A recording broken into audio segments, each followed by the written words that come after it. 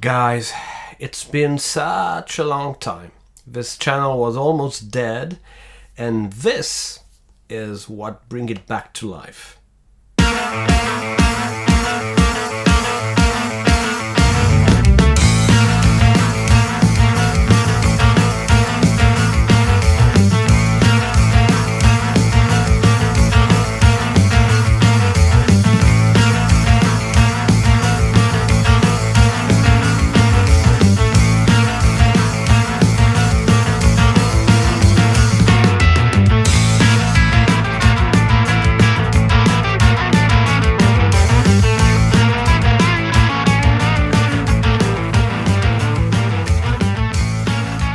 So there is this band from Saguenay, Quebec called Angine de Poitrine, and in the last 2 months these guys achieved what a math rock band from Quebec is not supposed to do. They became viral. We got live KEXP pulling 12 million views. We have Def Grohl getting out his iPhone and whipping out on a French name band. We have all of it. Hi, this is Gilles for Real Sound Reviews, Learned Music channel. Pretty much everything has been said about this band. Everybody has his take on it. Rick Beato, thank you, did it. David 504 made some funny cover. But I would like to propose a couple of things about them. Some critics. That's fair. And also to put this into perspective in a different way. There is something that nobody is saying as a starter, and I don't want to badmouth, I don't want to clickbait. I really love their music. It's like I put it on a loop, and that's ironic if we think about it. What I want to talk about is the fact that the record doesn't sound exactly like the band. To my taste, the album sounds flat. I mean, not necessarily bad, because don't get me wrong, these guys are surgeon. It's like the snare doesn't have any punch, the bass loop is very polite, and compared to the KEXP Live, where this sounds big and chunky and everything is in its place. And what it tells us is a band being better live rather than on record shows us that the spirit of rock music is still alive. 3 things about this. First, in 2026, we need badly live music. We already know this, but that's explained why they are sold out almost everywhere. Second, it's a message for K and K, and I didn't try to pronounce this very well. Guys, go to Electrical Audio and get the sounds you deserve for your next album. Steve Albini designed the studio exactly for the kind of guys you are, for your type of music. The third thing, this is where this gap sounds more interesting, is what it tells us about this whole phenomenon. If there were a major big company behind this band, they would sound mastered, like maximized to the teeth and without no hairiness. And they would be optimized for TikTok, they would be optimized for some Instagram reel bullshit. And this is not the case. So the viral phenomenon is for good. If you still have doubt, here is an experiment you would like to try. You find somebody who doesn't know them yet, your nephew, your partner, your father if you need, I don't know, and you play the KEXP Live inside the car, on the stereo, and you don't put the pictures. And you will ascertain that this is really good music. You don't need the costume. The costume are there as an original joke and to protect their anonymity. I think this is far better to have this rather than exhaust oneself to the point you have to make 100 shorts on Instagram or YouTube to simply exist. So without the visual, you lose the mask, you lose the polka dots, but what is left is music. Most of the conversation about this band is in regard of what microtonal music is, and that's fair enough because this is one of the things that hooks us on a subconscious level. And I recommend, if you want a better understanding, to have a look on David Bennett's videos that explain to you how it works in terms of music theories. So the microtonal music requires a special kind of virtuosity, but the looper is another one. Here my catch is we needed 20 years to understand exactly how loopers could be interesting. There have been some very good things and some very boring things. Like we all got tired of these people who got trapped in the box they built 2 minutes ago.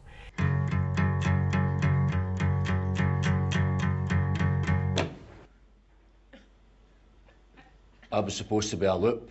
I was supposed to be a loop. I was supposed to be a loop. I was supposed to be a loop. I was supposed to be a loop. How do you switch it off? I was supposed to be a loop. How do you switch it off? I was supposed to be a loop. How do you switch it off? I was supposed to be a loop. How do you switch it off? I was supposed to be a loop. How do you switch it off? I was supposed to be a loop. How do you switch it off? I was supposed to be a loop. How do you switch it off? But here, this is not the case. So loopers basically have been around forever, and you have more or less talented people, but here what Kei Chen is doing is quite different. I mean, he's not playing over his loops, it's like he's playing between them, dodging in, dropping out, swapping between layers, killing one channel, reactivating another. There is something that is constantly moving, and you look at his foot on the KEXP video, wow, this is really amazing, this is for real.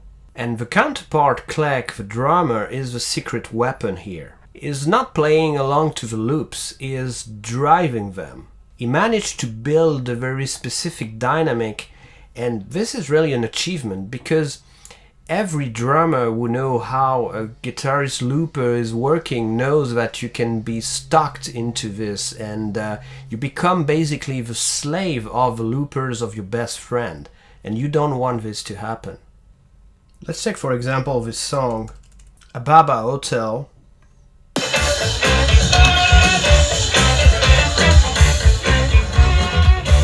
The riff is amazing.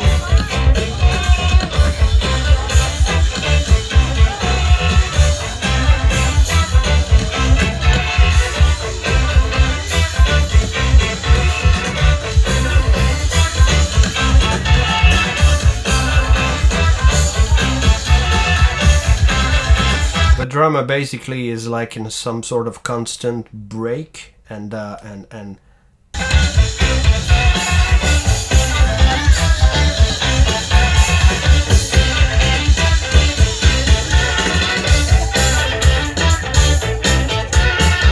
hi-hat is closing now.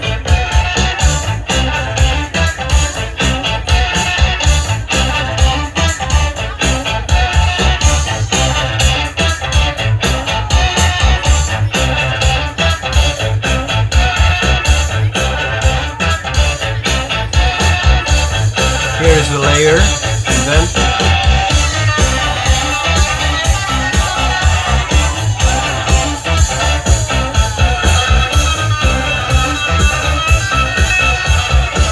and it works. You simply take a look at the crowd.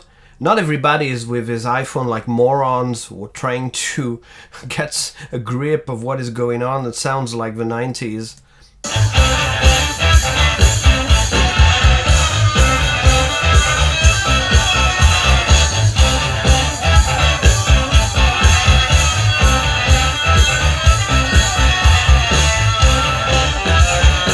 Here the variations are amazing.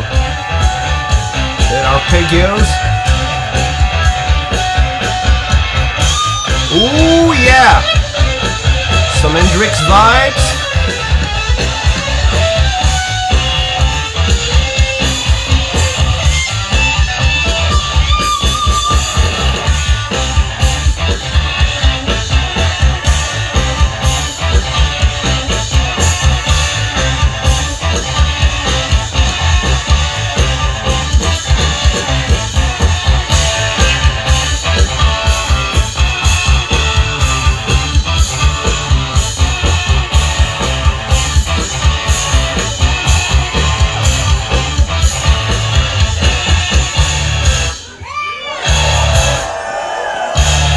Out of a loop.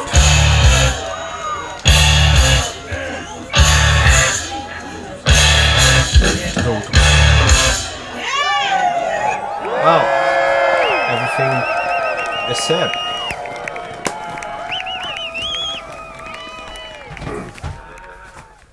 So, now I can eventually hear some comments and read some comments down below. Okay, it's a fad. It won't last. It's just the new black. It's the fashion of a moment. Okay, fair enough. It won't last. Not all of it, probably, but I want to push back on this because we already saw this movie like 30 years ago. In 1991, when Nirvana broke up, every middle-aged rock critic had a take on the fact that it was a fashion.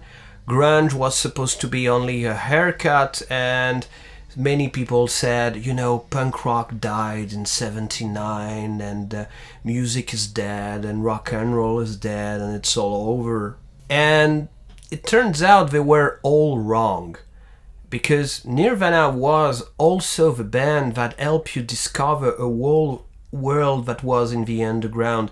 Once you knew Nirvana, you knew Sonic Youth. If you knew Sonic Youth, you knew Dinosaur Jr. If you kept on listening to Sonic Youth, eventually you could discover Jim O'Rourke, and through Jim O'Rourke you would discover Gastro del Sol and all the Chicago bands. And in music, this is all about this. These are musicians playing with one another, and there is a network of taste, and along the way you can keep this, you can prefer this, and this is how you build your musical culture. But Nirvana was basically the tip of the iceberg. I believe Angine de Poitrine is doing basically the same, but indeed this is 2026 and now you have YouTube. We all needed some reaction videos to fight the lockdown during COVID. We all need at some point to share music with our best pal. So if you like the repetition and the loops, okay, you might listen to Music for 18 Musician, you might listen to In C by Terry Riley, maybe a little touch of Philip Glass would help as well. If you like this Ethiopian vibe and of jazz music, African, microtonal wave, listen to ZX, Catch My Shoe. This is very good, and you will find always this way to build very complex song with this kind of punk rock vibe that VX have been doing there for so long. You could enjoy it.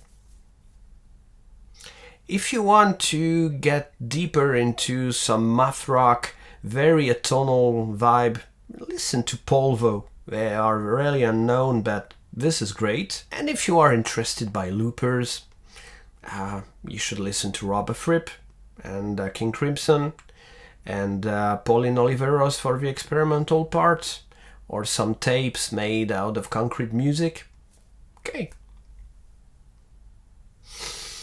So, thanks for watching, and I see you in the next one. In the meantime, listen to good music and